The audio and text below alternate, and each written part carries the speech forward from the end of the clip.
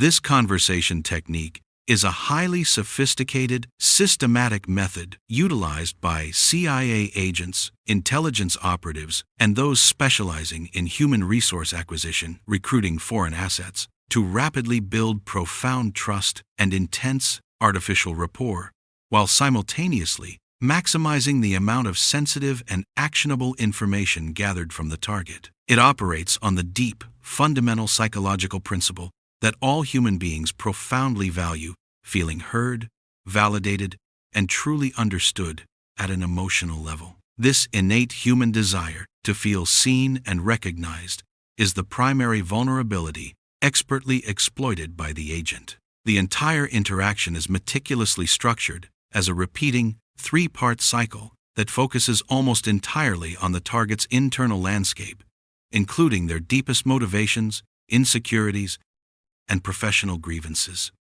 This focus effectively grants the agent informational superiority, a position of having vastly more intelligence about the other party, while revealing minimal, if any, truthful, verifiable data about themselves. The agent's crafted personality functions as a psychological mirror, perfectly reflecting the target's feelings and concerns back to them. The cycle is executed with deliberate precision to feel like an authentic, spontaneous, and deeply flowing exchange, creating the compelling illusion that a genuine, intimate, and mutually beneficial connection is being forged. However, the process is purely instrumental and manipulative in its core purpose, which is the extraction of intelligence. It always begins with asking an open-ended question. This initial step is paramount for setting a tone of inquiry and non-judgmental interest. You start by directing the conversation entirely toward the other person's significant experiences, underlying emotions, deeply held professional opinions, or current life stressors. This action immediately provides the target, the platform, and encouragement to talk extensively about their most compelling and preoccupying subject, themselves. This initial question must be broad enough to invite a detailed narrative response, rich with emotional context and personal interpretation.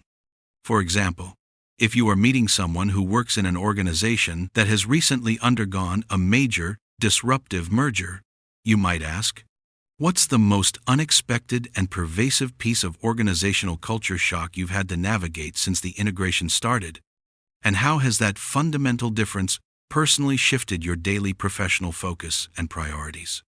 Or, in a more personal, social, or dating setting, what's the one aspect of settling into this new phase of your life after such a major change that ended up being completely different, for better or worse, than the settled expectations you had beforehand? Next, based on their initial narrative response, you immediately transition to asking a follow-up question, a detailed deep dive. This critical action signals intense, active, and focused listening, demonstrating to the target that you are processing their narrative and are interested in the nuances. This encourages them to elaborate on more specific or personal details that often lie beneath the surface of their first answer. This step solidifies the idea in the target's mind that you are truly listening, not just waiting for a pause, and profoundly validates their expertise or emotional experience. So, if the employee responds by mentioning a pervasive difficulty in communicating with the new, merged leadership structure, you don't merely nod. You ask, "And how does the perceived lack of high-level transparency or strategic vision affect your team's underlying sense of professional security or their willingness to take necessary, calculated professional risks in their project execution?" Notice how the trajectory of the question moved skillfully from the technical or structural problem of communication to the underlying emotional and motivational impact of uncertainty on their subordinates and on themselves.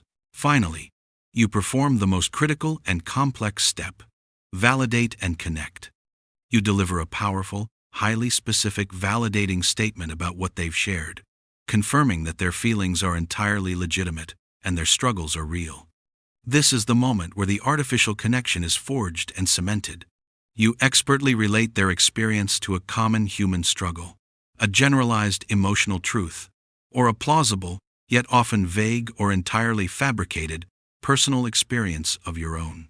This makes them feel profoundly understood and liked, forging a swift but inherently artificial bond. Crucially, you must reveal absolutely no verifiable facts about yourself here. You might say, "I completely understand that specific level of frustration." Nothing is more inherently draining than constantly having to fight a political or organizational system when you know exactly what the right answer is and see the unnecessary chaos. It makes you deeply question why you bother trying to drive improvement. I've certainly felt that level of weary, soul-crushing cynicism when dealing with dysfunctional, bureaucratic systems in the past. By carefully using emotionally resonant, first-person phrases like, "I understand," or "I've certainly felt that way," you achieve the necessary emotional resonance and connection while strictly avoiding the disclosure of your actual job, your personal struggles specifics, or any details that could be cross-referenced or exploited by a counterintelligence analyst later. The repeating nature of this cycle, question, follow-up question, validation, ensures that the target is continually talking, sharing, and emotionally investing in the interaction. Every time they share, and you effectively validate it, the trust reservoir grows exponentially deeper. The entire purpose is to achieve informational superiority and leverage the target's inherent cognitive biases. The target feels an intense, almost intimate connection, believes you are a safe, trustworthy confidant, and begins to disclose deeply sensitive details about their vulnerabilities, professional goals, family relationships, organizational power struggles, and financial anxieties that they would normally guard closely. Yet, throughout this entire process, the agent gains significant, highly actionable intelligence about the target's true pain points, motivations, and professional anxieties. If the target were later asked by a colleague or superior to describe the person they met, they would only be able to offer frustratingly vague generalities. They are an incredible listener, perhaps the best I've ever met. They seemed to totally get what I was going through, like we had been through the same struggles. Or, they understood my commitment to public service and my frustration with the politics. The target would entirely lack any concrete, verifiable facts about the agent's life, place of work, or true identity. The agent skillfully and predictably controls the conversation's flow, guiding the target toward areas of intelligence interest, while masterfully minimizing personal disclosure, making this technique an extraordinarily effective and fundamentally exploitative tool for rapid relationship cultivation.